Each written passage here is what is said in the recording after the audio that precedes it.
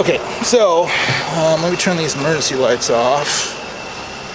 And then, oh yeah, the other thing I should point out,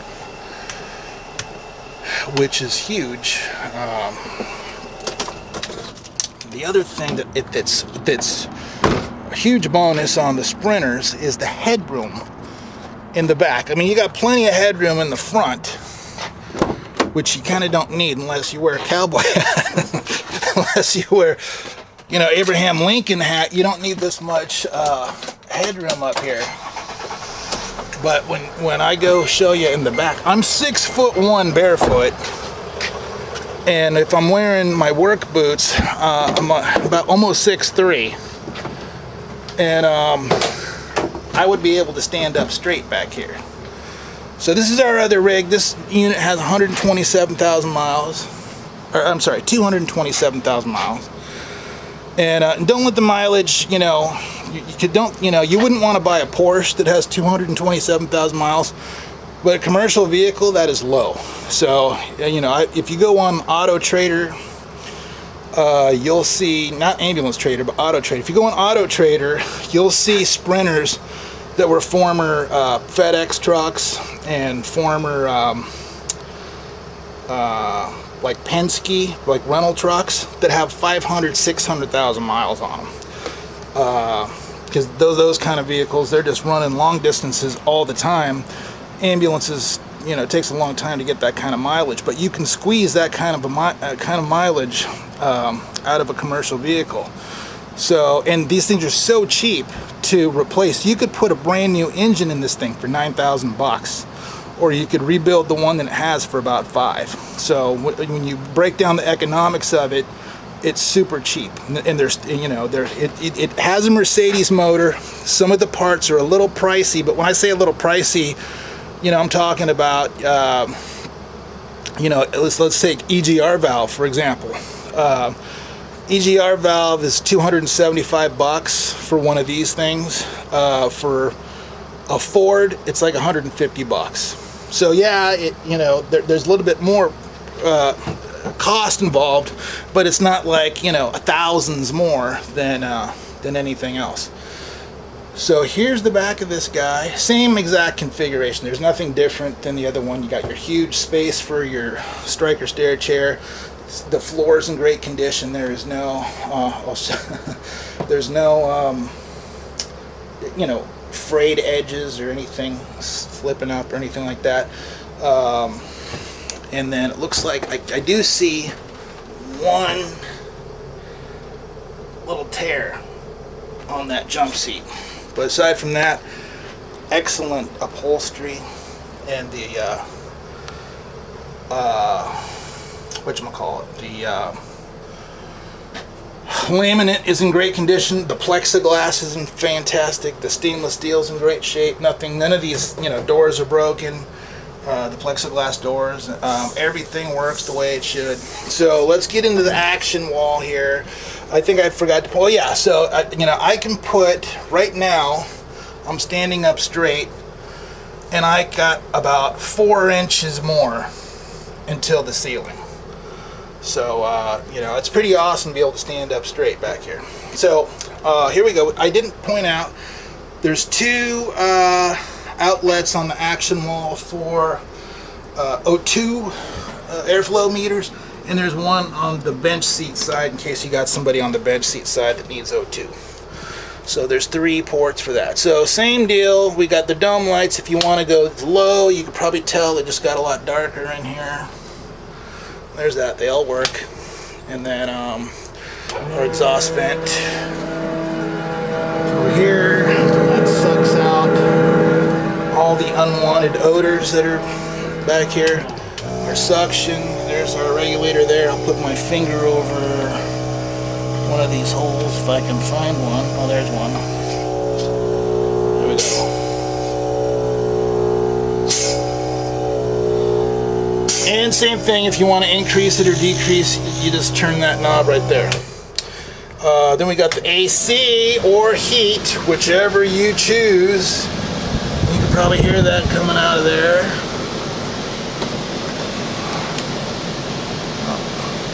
That one.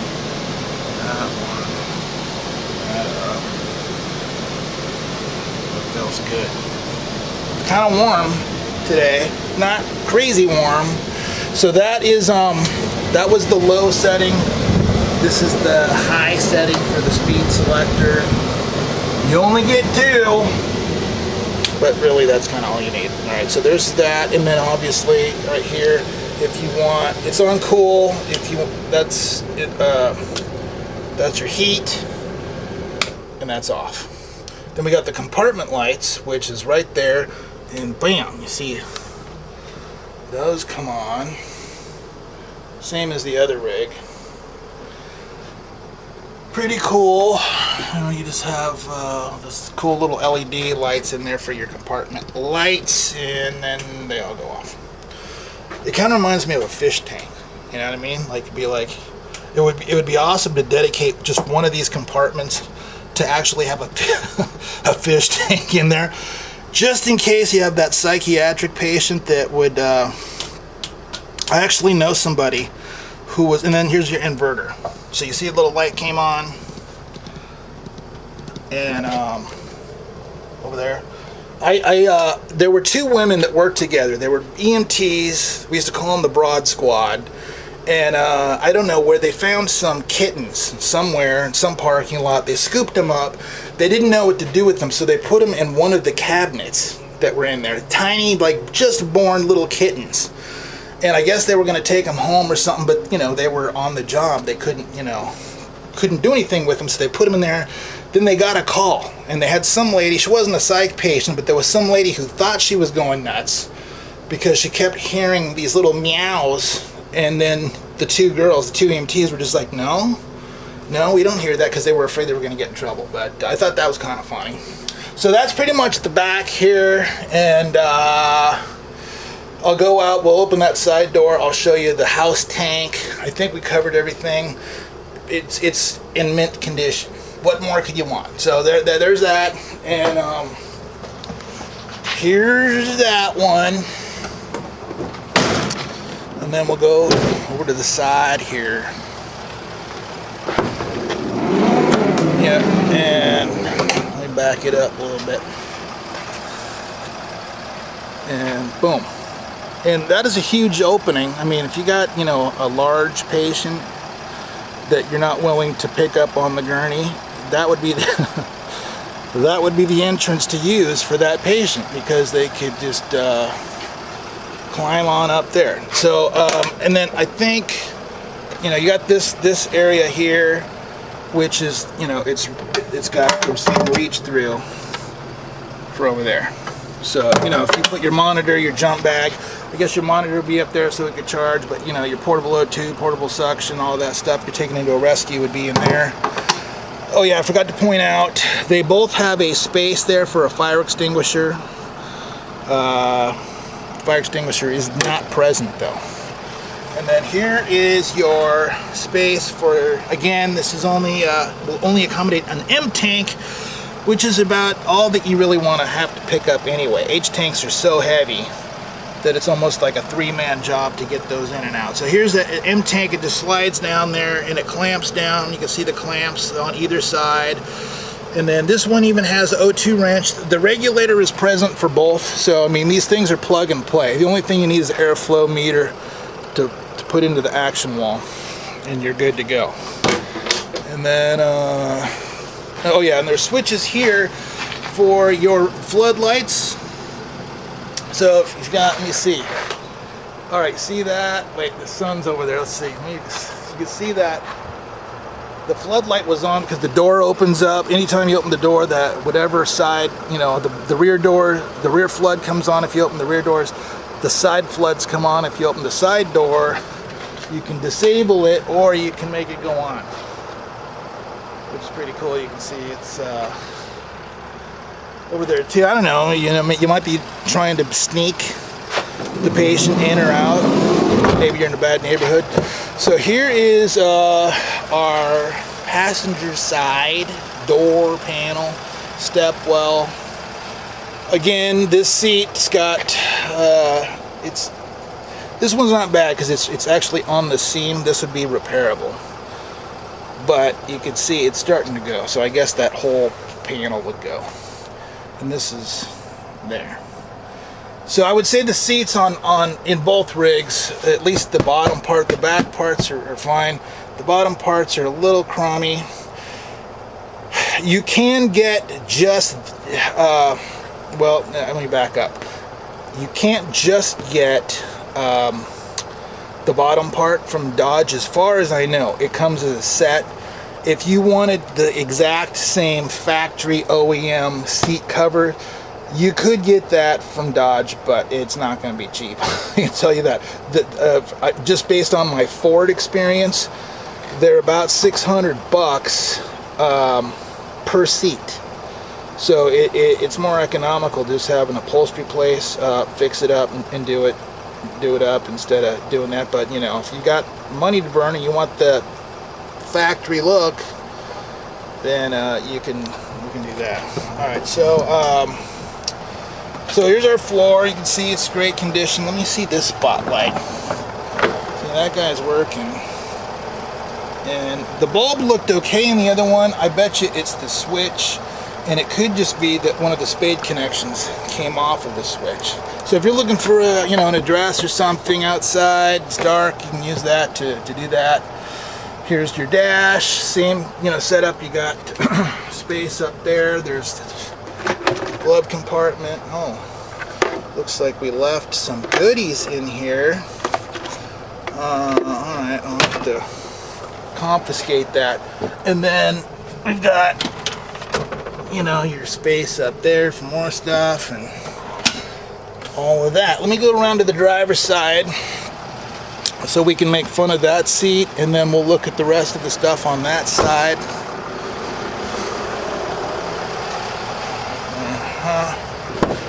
Oh yeah, and there's a Shoreline connection for both. So it's a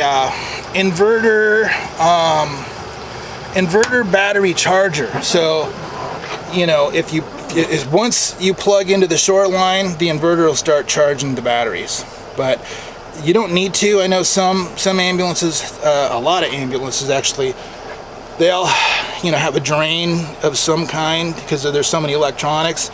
So if you don't leave them on a Shoreline for if you don't run them for 2 or 3 days, the batteries will die. These have sat for weeks, actually months, and I haven't had to do a jump start or anything to them. So there's no leak on these Sprinters. I've never had to use the Shoreline to keep a charge in the battery, so that's a big bonus.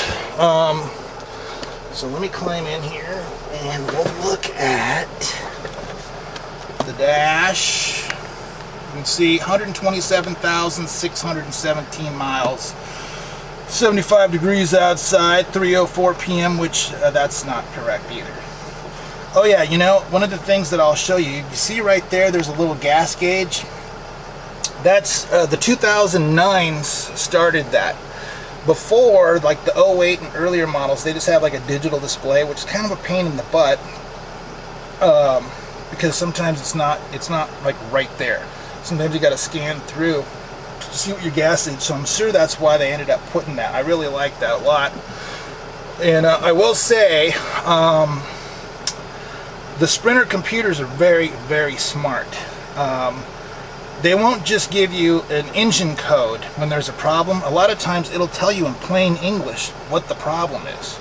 So if you'd be blown away at the amount of stuff that this thing will tell you about. Like if you have a license plate light out, it'll tell you like, hey, you got a license plate light out. Or if one of your turn signals are out, in my car, if there's a turn signal out, the only reason I know that it's out is because when I put my blinker on, it goes really fast, and then I know, okay, one of my turn signals on the right side is out. I don't know if it's the front or the back.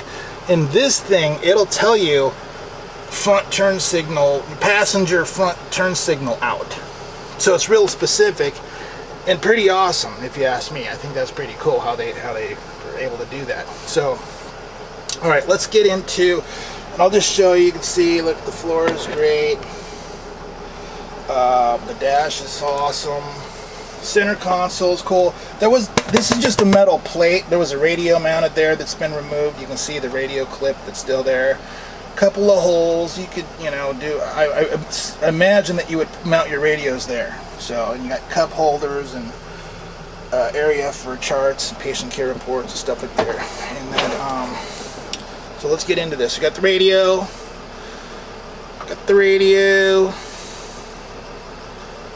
Oh, we got talk radio.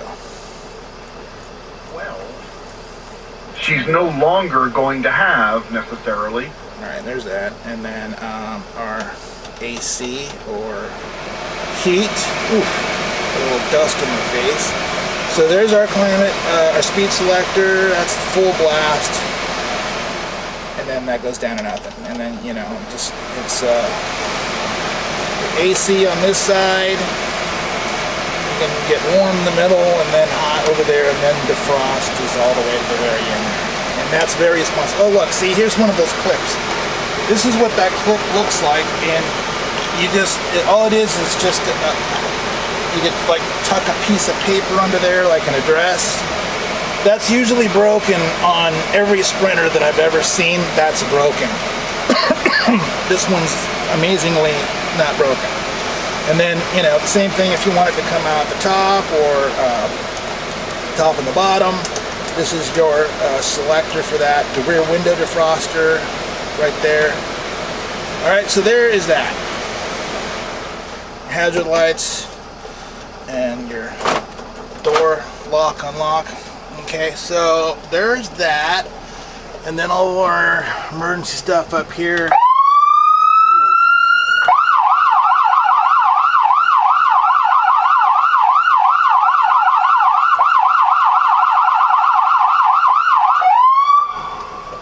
Oh, you know what? This is one of the, I have not seen one of these yet.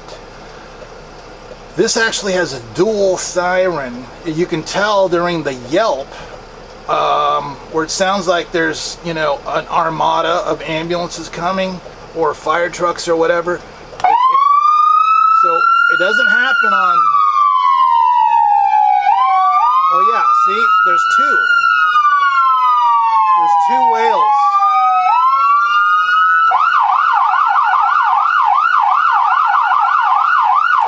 That's pretty cool and pretty loud. Alright, it also has an air horn. Wow, it sounds like a Mack truck. Alright, well anyway, the siren works pretty damn good if you ask me. So there's that. And let's do our floodlights. And then, it's got the emergency start over there. Let's get out and look at the lights while my ears recover from that. And see what we have here. Hey, look it.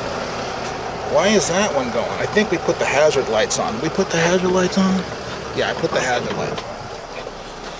Alright, let's not have the hazard lights on during the emergency light demonstration. Alright, so you can see, same as the other rig. I mean, there isn't anything different. I'm sorry if I'm boring you at this point by showing you the same exact stuff that was on the other ambulances, but it's more just to show you that everything works, not how it works or whatever, but just to show you that, this thing's ready to run calls right now. Right now you could run calls. So, there's that. Alright, and then it has the same thing as the other one. You got that, and you got that. And then that's your load light right there. So, okay, there's that. Let's look at the motor. Oh, you know what? I didn't show you. Just look underneath. Look at how rust-free. There's a great spare tire. Great condition, good tread. You can see, there's no rust anywhere. We'll go in the middle so you can get a better.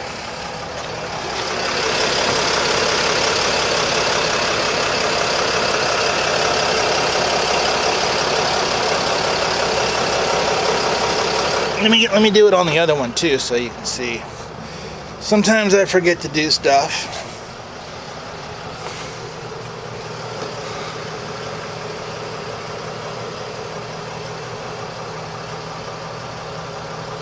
And then we'll go in the middle.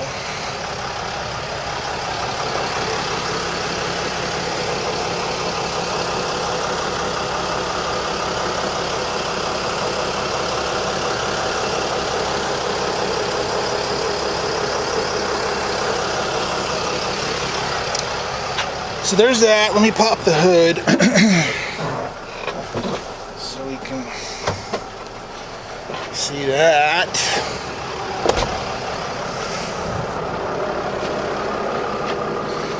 Alright, let me see if I can do this with one hand. Maybe not. Hold on a second.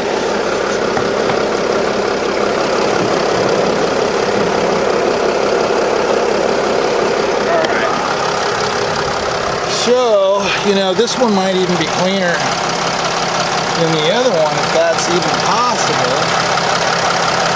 This is your windshield wiper washer hood. Oh yeah, I could show you I don't think I showed you the windshield wipers and the horn. I don't think I did that. We have to go look at that. Anyway, here's I think I kind of explained it already, but super easy to work on. Everything's accessible. Your mechanic will love this. You'll love this. And super reliable. You know, Mercedes-Benz has been in the turbo diesel game longer than anybody, and they certainly know what they're doing. And, I haven't had any issues at all with any Sprinters.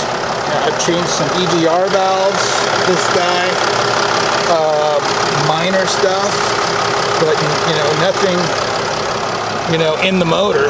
Not, you know, I haven't had to do piston rings or not even injectors, so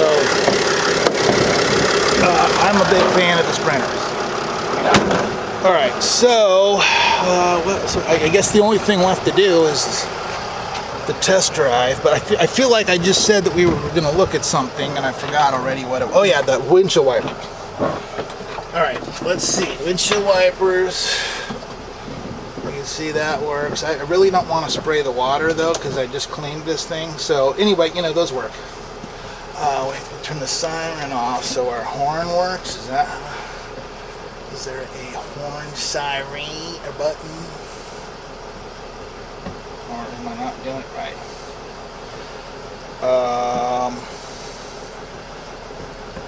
Oh, there it is. Okay, I was pushing in the wrong area. Maybe I should push where the little horn icons are. Alright, well it kind of sounds like a VW bug, but there's that. And then I didn't realize this thing has a telephone. So, I've never used, you know, if I put my phone, Bluetooth my phone through this thing, I can make a call. So there's that. That's kind of handy if, you know, you've got all the hospital phone numbers in your phone. You can give a patient care report while your partner's doing CPR in the back and be hands-free doing it. That's pretty awesome. All right, let's turn those lights off. So, and those are the buttons. You can see the volume, hang up, disconnect, or call. Pretty cool. All right, let me see. What should we do? Oh yeah, we're gonna do a test drive. So let's just do it. Wait, I feel like. Oh wait, let me go get my my bag that's back here because I got a camera in it and. You know, don't want to just leave that lying around. So let's go do us a test drive. It's probably the part you've been waiting for this whole time. You're like, you know, I don't care about the suction. Just get in it, drive it, so I can see that it does. Let me put my seatbelt on real quick. Okay. All right, here. Here we go. Oh.